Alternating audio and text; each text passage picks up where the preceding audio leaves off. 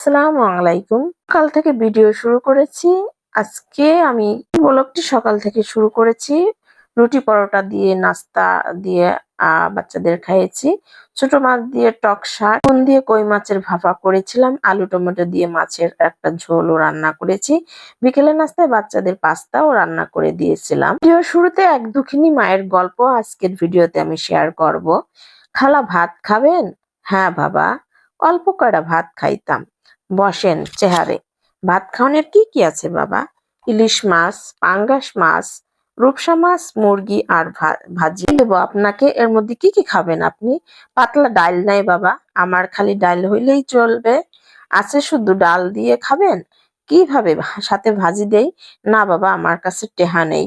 অত আমারে পলিথিনে দুগ্গা ভাত আর 1 চামচ ডাল দাও, আমি খাইতে পারবো। ডাল না দিলেও আমি পানি দিয়ে গিলা খাইতে পারবো। খালি দুগা ভাত দাও আমারে বাবা। আপনার কাছে তো টাকা নেই, আর ভাতের দাম দিবেন কিভাবে? 1 মুঠ ভাতের দামও তো দেওয়া লাগবে বাবা।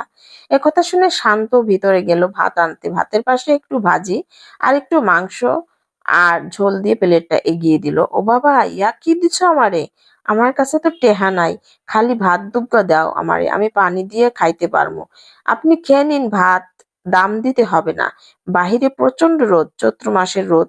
সেদিকে তাকিয়ে শান্ত কিছু একটা ভাবতে লাগলো। শান্তদের ভাতের হোটেলে সব ধরনের লোকই ভাত খেতে আসে, তবে হাজেরা খাতুনের মতো লোক আজ প্রথম এসেছে। হাজেরা খাতুনের খাওয়া হয়ে গেছে। সে সামনে আসতেই শান্ত তাকে একটা টিস্যু পেপার এগিয়ে দিল হাত মোছার জন্য, কিন্তু সে সেটা না নিয়ে তার কাপড়ের আঁচল দিয়েই হাত মুখ মুছে দিল।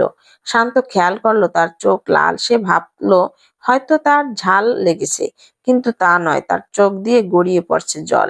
সে জল হয়তো শান্তকে কিছু বলতে চাচ্ছে। আপনি কান্না করছেন কেন?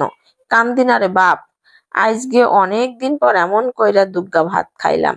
ঝোলের স্বাদ কেমন তা হয়তো অনেক দিন পর আমি বুঝতে পারছি। আপনি বাসায় ভাত খান না? খাই বাবা, কোনোভাবে চাউল সিদ্ধ করে খাই, ফ্যান ভাত। আজ চাউল নাই, শরীর ভালো না, তাই দেরি কইরা খাইরাতে বাইর হইছি। কেউ চাল দেয় নাই। বাবা, তুমি যা খাওয়াইছো এতে আমার 2 দিন না খাইলেও হইবে। আপনার স্বামী ছেলে মেয়ে নাই? স্বামী মরছে ক্যান্সারে, পোলা আসিল একটা, কিছু দিতে পারতাম না। আমারে মারধর কইরা চলে গেছে। হেয়াও প্রায় 10 বছর হইল। আপনি থাকেন কোথায়? আর আপনার নাম কি? পলাশপুর বস্তিতে থাহি। আমার নাম হাজেরা খাতুন। হাজেরা খাতুনের পরনে শীর্ণ শাড়ি এবং তাতে ময়লা মাখা। তাকে হোটেলের সামনে দাঁড়িয়ে থাকতে দেখে দুজন নাক চেপে কোন রকম হাজেরা খাতুন